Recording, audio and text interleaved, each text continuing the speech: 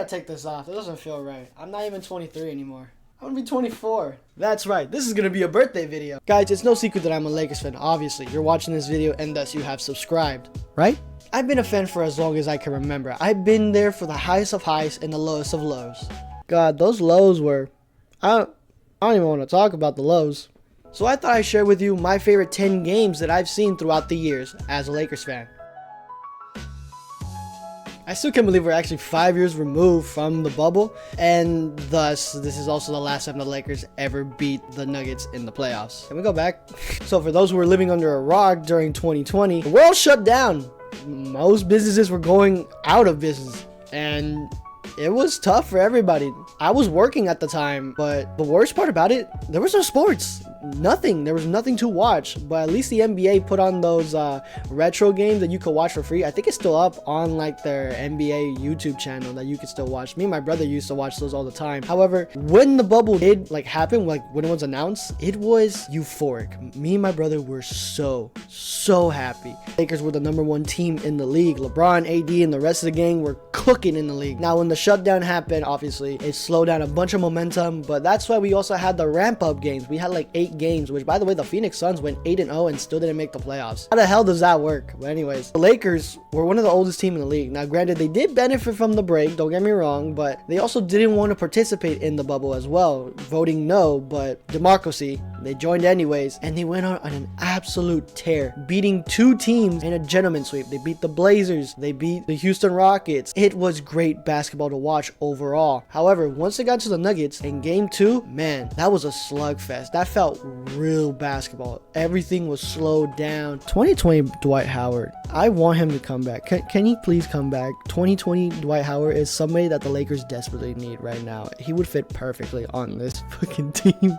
I'm not gonna lie to you. During game 1, me and my brother were super confident because the Lakers have never lost to the Nuggets in playoff history. So game 1 kind of solidified that. However, in game 2, it was very much a slugfest. Both teams were going back and forth, scoring, playing defense. It was great basketball to watch, but it was very nerve-wracking considering the fact that they did a really good defensive stop on the other end. I thought to myself, who are they going to give the ball to? Could be LeBron. It could be Annie Green. I never would a million years would have guessed it would have gone to Anthony Davis. Rajon Rondo's inbounding the ball with 2.1 seconds to go. Anthony Davis coming off that screen, wide open on the left side, just cash money that shit. Oh my god, bro. Like, you don't understand. Like, I was jumping around. I almost threw my phone against the wall. I almost dropped the customer's TV on the floor before they came and saw. Like, I love this game so much, and it's why it's on my list. And for those who are gonna say some dumbass shit like, oh, this ring doesn't count because it's the bubble ring, which to that I say, shut the fuck up. Whoa, what? You like a game from this season? The Lakers were ass. Like, what? Yeah, I know the Lakers were fucking terrible. Don't get me wrong. However, you gotta have some bright spots in there. Like, this game, it's not bad. Granted, the Lakers shouldn't have never been in this position to begin with, but hey, it's still a very entertaining game. Plus, it wasn't helping that Westbrook wasn't, living up to the standards that we all thought he was gonna be. Seriously, Westbrook was such a fitting nickname for him at this time. I never call him anything else because, again, this is one of those trades that the Lakers should have never fucking done in 1,000,000 years. So during the final seconds, Ellington actually tied the game at 93, forcing overtime. That was great to watch. I love that. And then the overtime happened, and the same problems kept happening. Westbrook airballing shots, LeBron and AD doing their best to stay within the game. Let's give him some flowers. He did hit a clutch 3 with 23.5 seconds to go in overtime, so you can't discredit him for that. However, in the final 8 seconds, my heart sank because LeBron gives it up to Ellington. Ellington kicks it out to Westbrook. And at this moment, I promise you, I was absolutely livid. I was so mad. I was like, out of anybody on this team,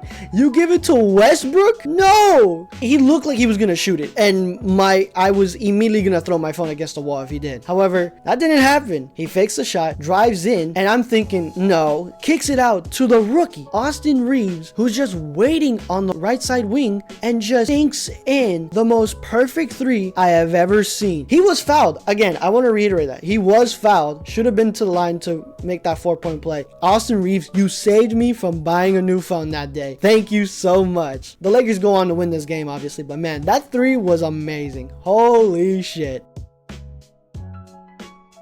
After winning the ring in 2020, the Lakers were favored to go back-to-back. However, time spent between the regular season and the bubble was only 72 days. That's not a lot of time, and also could have been the reason why a lot of players got injured. You had Jamal Murray, who tore his Achilles. You had, LeBron James twisting his ankle. You had AD, who also missed a significant amount of time. So the Lakers being one of the best teams in the league to now being the 8th seed, it was a gut punch. But let's not forget, Warriors were also trying to stay within contention as well. Now, I'm not saying that time spent is the reason why the Lakers were the 7th seed in the end, but I'm saying that there should have been a lot more time going into this, because again, that's why the Lakers were so injured going into these playing games. But don't get me wrong, this is a great game despite all that. This is actually the first time LeBron James and Steph Curry played each other for a playoff burst, and it was amazing. Just pure cinema. This game was so entertaining to watch at the time. Seriously, it was amazing seeing Steph Curry just hitting those threes. Everybody just cooking. I mean, everybody was cooking. So when Draymond Green poked LeBron James in the eye, that was a reality check. Like,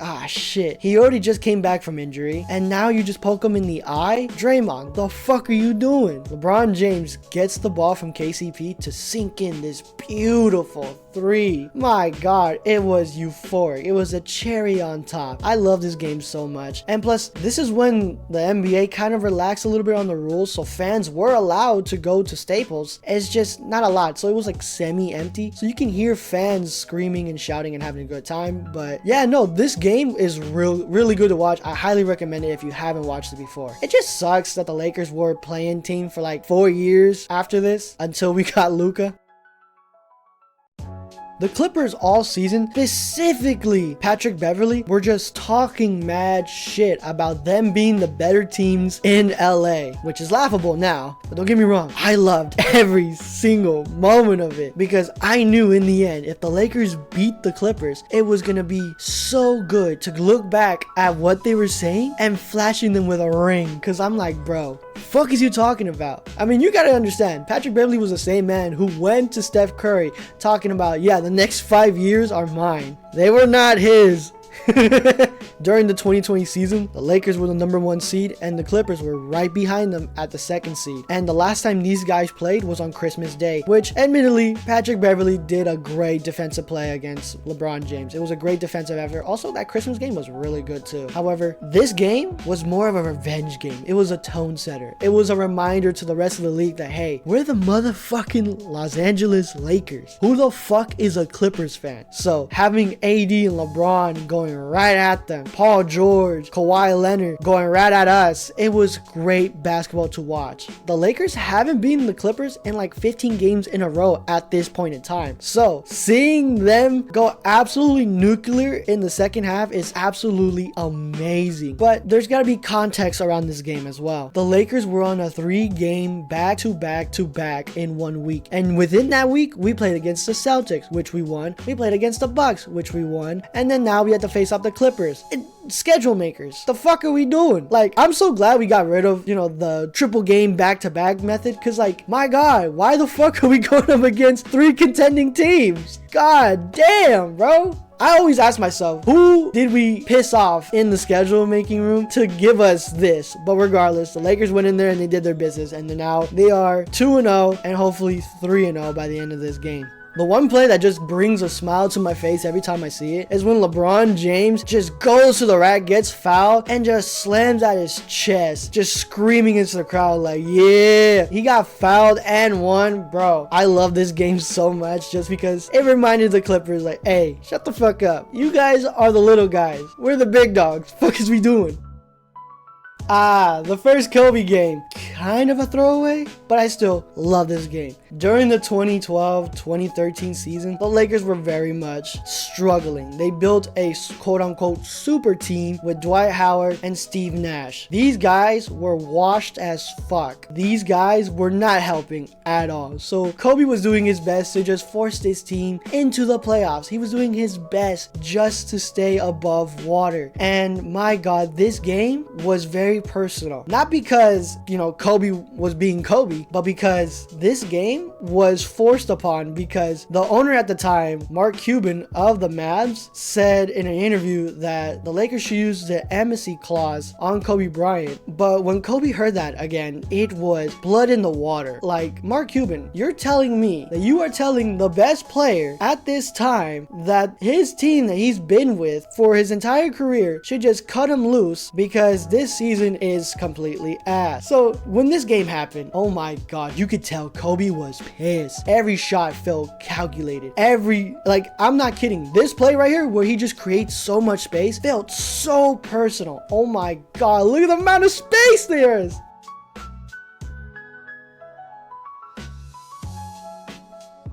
Like, dude, this game is amazing. I love it so much. And also, after the game, Kobe took to Twitter to tweet amnesty that, to throw a little shade at Mark Cuban, just a little sprinkle on top, because Kobe was going crazy. He dropped 38, 12, and 7. And most of those shots were in the last 14 minutes. This game will always live rent-free in my head.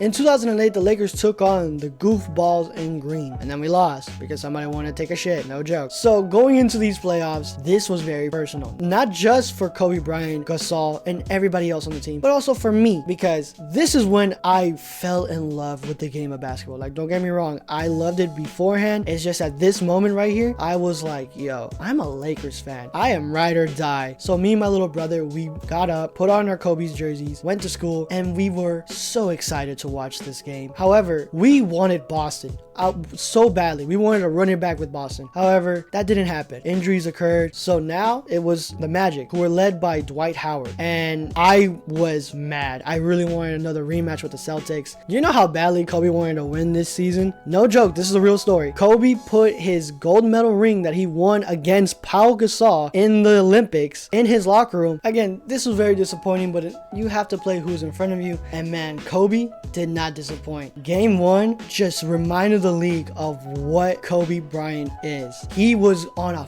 fucking tear. He wanted the Celtics so fucking badly that this was just getting all the anger out of him. My god. Like, look at the highlights. Look at this play. Again, this matchup was very disappointing. The Lakers wanted the Celtics. Kobe wanted the Celtics. But you have to play who's in front of you. And game 1, Kobe did not disappoint. He dropped 48 and 8. But this 40 bomb, you felt every shot. You felt how mad he was. He was like, bro, what the fuck you mean we gotta play against the Magic? This was just him getting his anger out. He was pissed, bro. Every shot, every rebound, every defensive play, you can see it in his face that he was mad that he was going up against these bums. Man, I love this game so much. This is a game I will always, and I mean always, go back to watching. Also, can we bring back these commentators? ESPN? Seriously. Mama, there goes that man. Good defense, but better offense. Like, listen to this. Mama, there goes that man. The ability to put the ball on the floor and finish at the rim. My goodness. Tell me that doesn't get you hyped up to continue watching the finals. ESPN, bring these guys back. This, whatever commentary we got right now, it is 1,000 times worse than what we had before. Please bring them back. In the 2008 playoffs, the Lakers were just destined to go to the finals. I mean, it was written on the walls. They swept the Nuggets. They beat the Jazz in 6. But the only thing that was stopping them was the San Antonio Spurs. This game took time off my life. We were down 20 at one point. They fought tooth and nail. They clawed their way back. Every shot, every rebound, everything was on the line. And you can feel it with every single player. Every single play was just personal. And I love it.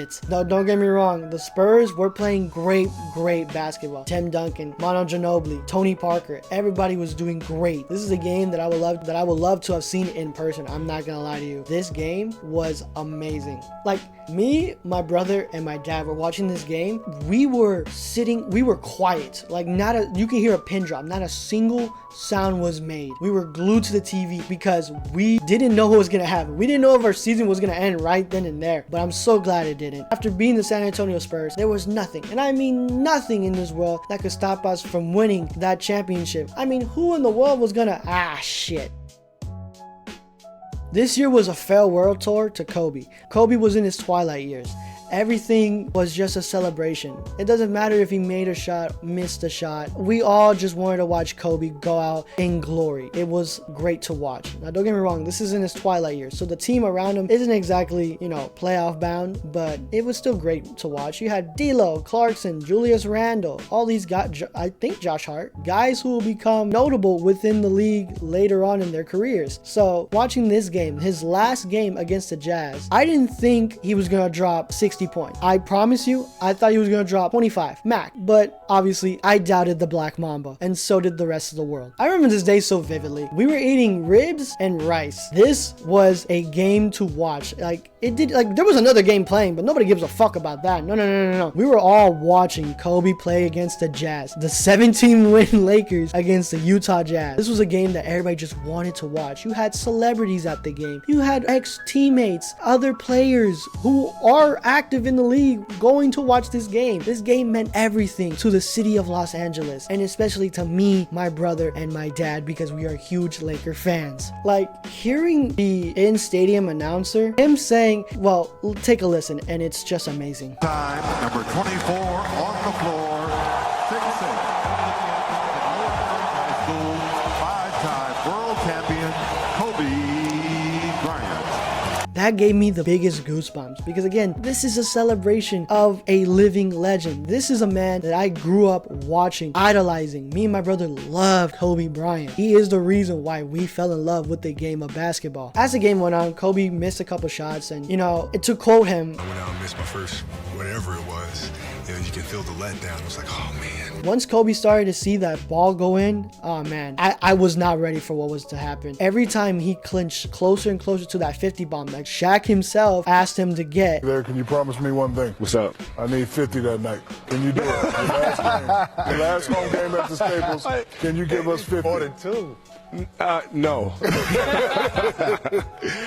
No, absolutely not. I was ecstatic. I could not sit down. I was jumping around. Kobe Bean Bryant doing it again, just forcing himself to go out there and perform for the final time is just absolutely amazing. I love every single moment of this game. Getting to 60 points in your final game, it's absolutely legendary. Seeing Kobe do this after not being able to hit 50 points since what, 2014, 14, 12, something like that. You know, it's just amazing to watch. It's a storybook ending, and I highly recommend for those who have not watched the highlights. What can I say?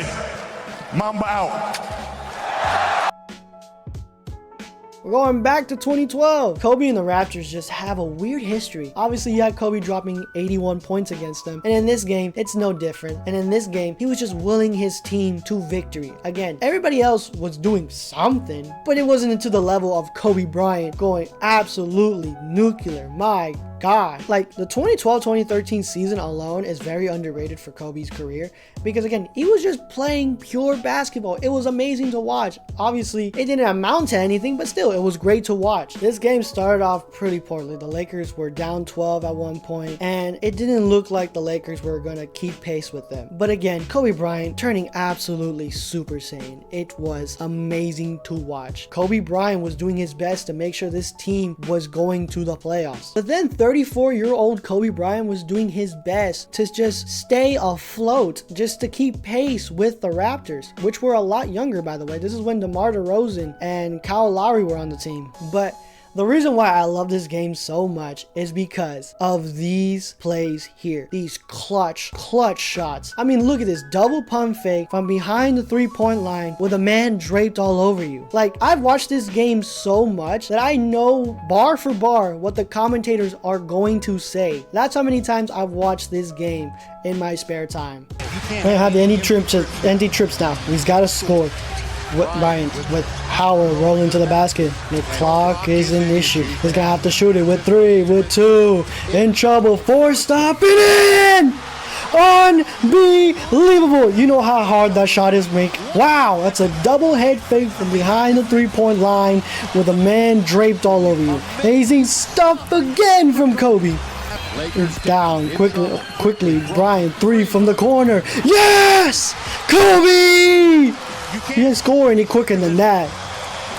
It just sucks that later within this season, Kobe Bryant tore his Achilles, and he wasn't exactly the explosive version of himself that we all knew and love.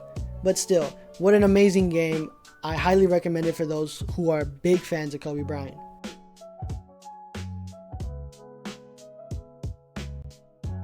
Nothing, and I mean nothing, in the context of basketball are the words Game 7 used in a bad way. Everybody loves a Game 7, and this is one of the greatest Game 7s that I personally have ever seen. I mean, from start to finish. My day started off with me rushing to my closet, getting my Kobe Bryant jersey, and just wearing it for the whole day for good luck. I was excited, bro. Me and my little brother, as soon as we got home, we didn't say a word. We were glued to the TV. We didn't want to miss a single fucking moment. I mean, the game wasn't even on. We were just watching like the ads and stuff, but we didn't care. We didn't want to miss some single moment of it. The entire series was just a slugfest. I mean, haymaker after haymaker, both teams winning a game at their home stadium. It was amazing to watch. Thank God this Game 7 was in LA. If it was in Boston, I feel like this game would have been dramatically different. Yes, I know Kendrick Perkins got hurt, but like, I didn't think much of it at the time. Because again, I just wanted the Lakers to win. So for those who are saying this championship deserves an accurate, deserves a little star next to it, I'm kind of gonna tell you, shut the fuck up. All right, 2008 don't mean shit to me. But this game, I'm not gonna lie to you, this was not a good performance by Kobe Bryant. He was having one of his worst shooting nights, but he found other ways to impact the game. He was getting rebounds, playing great defensively. Pau Gasol was also amazing. But the moment I saw this play right here, man, this play right here, where Ron Artest hits that three, like, just listen to the announcer. Bryant looking. Artest, that's a three. Bang! Lakers by 6 with a minute to play. Like, the LA crowd was going crazy. Obviously, on the other end, the Celtics responded with a three of their own, but the Lakers were doing their best to stay far from them reaching them. So seeing that final shot from the Celtics not go in, right into the hands of Pau Gasol, who just tosses it to the other side of the court, into the hands of Kobe Bryant, man, it was amazing. Me and my brother were jumping around, hugging each other. We told our dad, the Lakers are championships. The Lakers won. Like, we were screaming. The neighbors heard us screaming. That's how loud we were. I really wish I went to this parade, but still, this is the greatest Game 7 that I have ever watched, not only as a Lakers fan, but as a basketball fan as a whole. And that's it. That's the 10 games that I've watched that I've just fell in love with the game of basketball. Now, let me know what your list looks like. I love to hear what you guys think in the comment section down below. Don't forget to follow me. I do all kinds of Lakers news.